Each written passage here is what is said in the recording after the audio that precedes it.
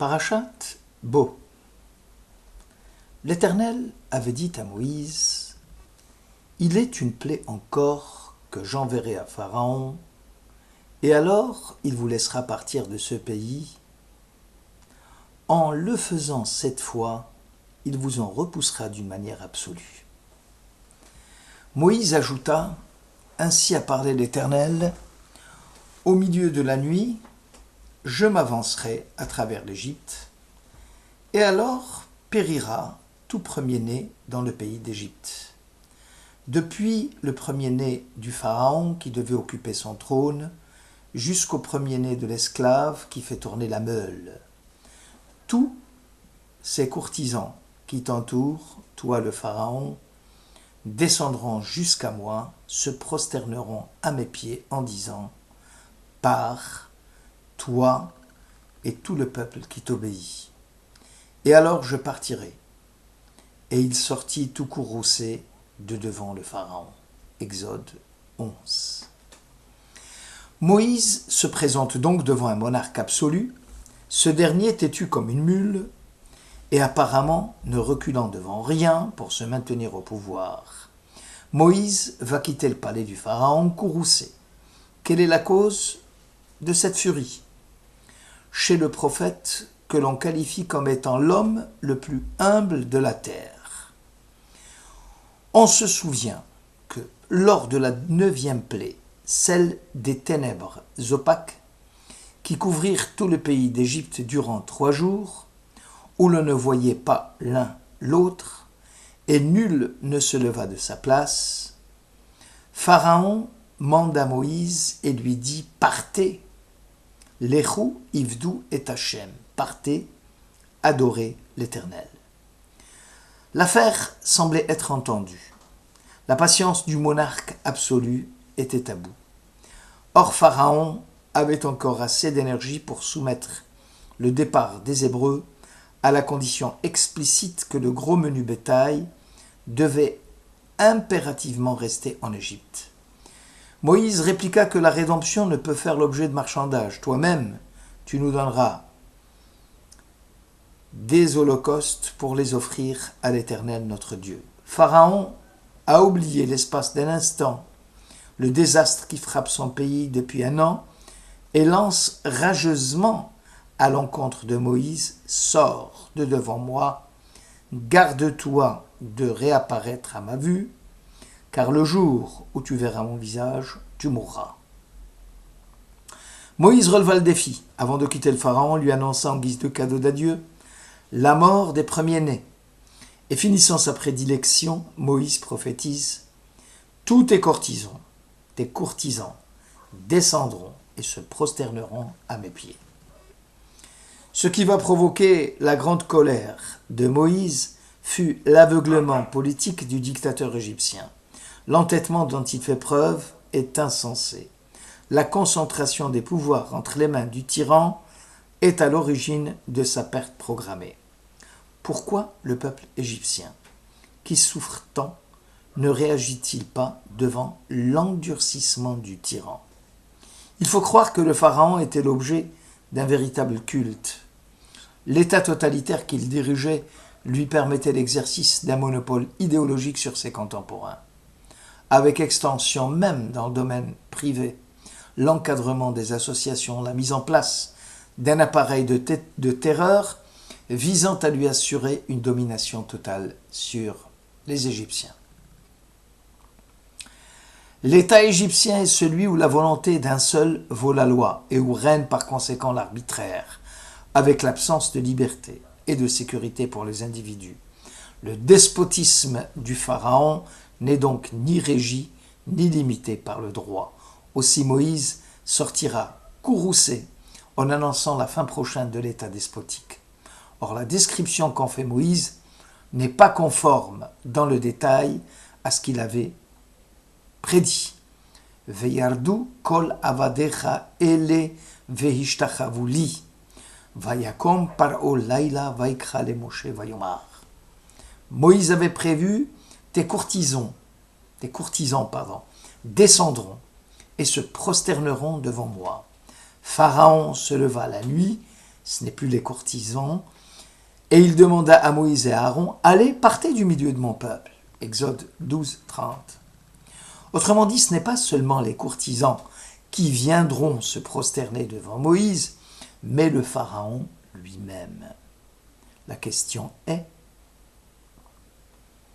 pourquoi Moïse n'avait pas tenu de tels propos devant le monarque, en laissant interdire que seuls les serviteurs du Pharaon et non celui-ci viendraient se mettre à genoux devant lui. Rachi, rapportant le Talmud, cite que Moïse n'a pas voulu offenser le monarque despote et qu'il a fait preuve d'une maîtrise de nerfs exceptionnelle dans un moment de confrontation terrible avec le Pharaon.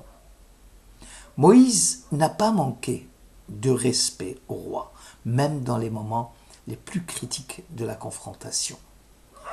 Moïse saura avaler la pilule amère sans se départir de son calme, de son impassibilité, malgré l'intransigeance du despote. Peut-on traiter avec déférence un dictateur? La question est ouverte. Selon la Torah, Moïse et Aaron devaient convaincre Pharaon de libérer les Hébreux, comme il est dit « Vaïtsavem el paro melech Mitzrayim ». Dieu leur donna des ordres pour le Pharaon, roi d'Égypte. Exode 6. Selon Rachi, les messagers de Dieu doivent témoigner le respect au monarque égyptien, quelles que fussent les circonstances. Oriaël fait remarquer combien la situation du Pharaon était tragicomique. La plaie de la grenouille avait assailli le palais présidentiel. L'envahissement était total dans les demeures, dans les fours, dans les pétrins, y compris sur le corps même du Pharaon et de ses serviteurs.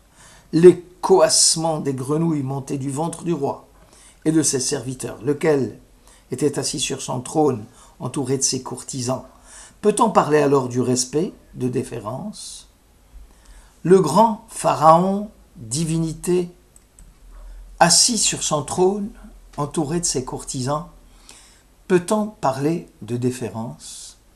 Eh bien oui, le grand Pharaon, divinité vivante de l'Égypte, dont le pouvoir de l'État et sa propriété personnelle était un pouvoir sacralisé, il ne peut pas faire face au diplé, véritable fléau qui mettait en danger son trône et jetant le discrédit sur son totalitarisme. Et pourtant, la Torah insiste pour lui manifester encore et encore du respect.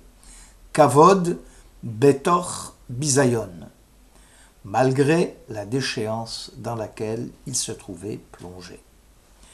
Oriaël continue à démontrer que la sanction infligée à l'homme est très mesurée de la part de Dieu. On ne peut accabler quelqu'un plus que ce que Dieu lui-même en a fixé.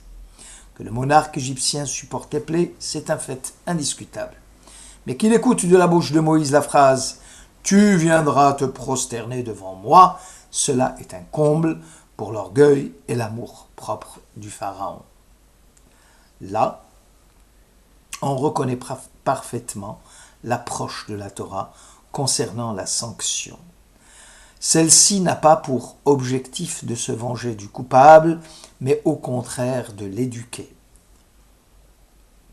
La pédagogie en guise de punition, en vue d'extirper les déviances enracinées dans le cœur de l'homme ou dans la conscience collective, avec la capacité de faire retour sur ses pensées ou ses actions, et du coup, de les analyser et de les juger.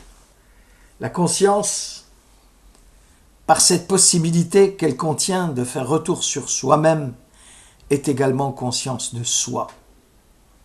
Elle fait de l'homme un sujet capable de penser le monde qui l'entoure. La conscience est ainsi le propre de l'homme, elle fait sa misère, elle constitue aussi sa grandeur. L'homme, disait Pascal, n'est qu'un roseau le plus faible de la nature, mais c'est un roseau pensant. Les crimes contre l'humanité attribués au Pharaon, les actes extrêmement cruels et les atrocités comme le meurtre des enfants mâles hébreux, commis en connaissance de cause et agissant dans le cadre d'une attaque généralisée contre la population civile juive, ont pour origine le sentiment de divinité qu'éprouvait le pharaon et celui d'être doté de forces obscures, contre-naturelles, qui allaient lui dicter sa conduite et son comportement. Tous les grands criminels de l'histoire, Hitler, qu'il soit banni, Staline aussi, Milosevic, Saddam Hussein et consorts, se croyaient tous dotés d'une mission quasi mystique de libérer le monde, alors qu'ils sont eux-mêmes prisonniers de leurs fantasmes paranoïaques. Ces monstruosités dans les crimes, dans le cadre des États, pratiquant une politique d'hégémonie idéologique, avec des crimes annoncés, programmés, théorisés, justifiés par leurs instigations, constituent le plus haut degré de préméditation que l'on puisse concevoir.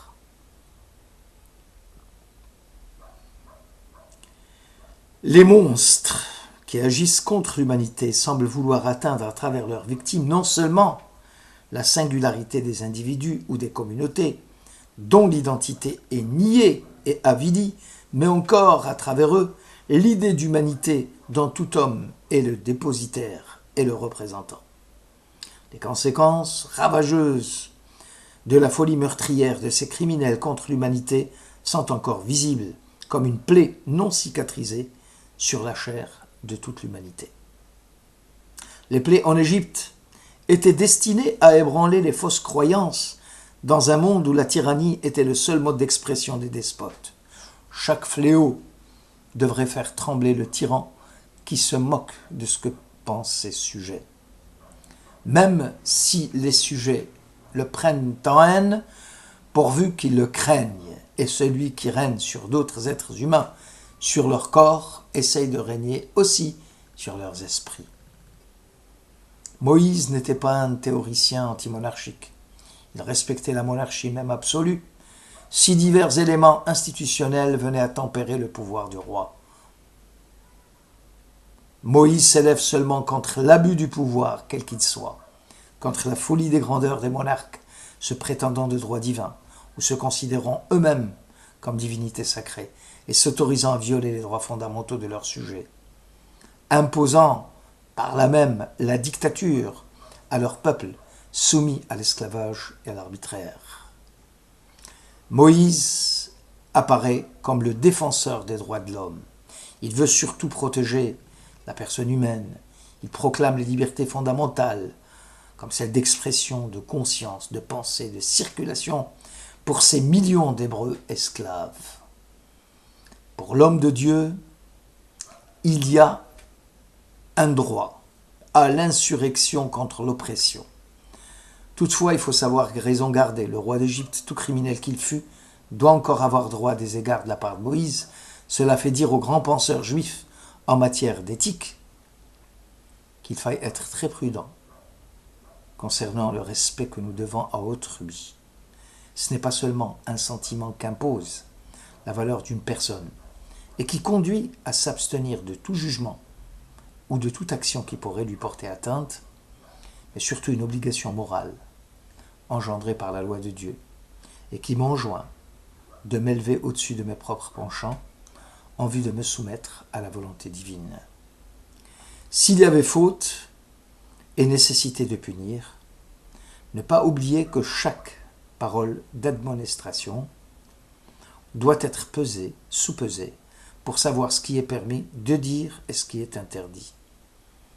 Or, Yaël continue et affirme que vis-à-vis d'un grand criminel comme Pharaon, la Torah a eu un comportement de déférence, a fortiori concernant la dignité de tout un chacun, car en dégradant l'humanité d'autrui et en le touchant au plus vif, c'est aussi détourner son regard de ses propres faiblesses, de son essentielle vulnérabilité, pour se débarrasser du sens de la fraternité et de la responsabilité qu'elle engage.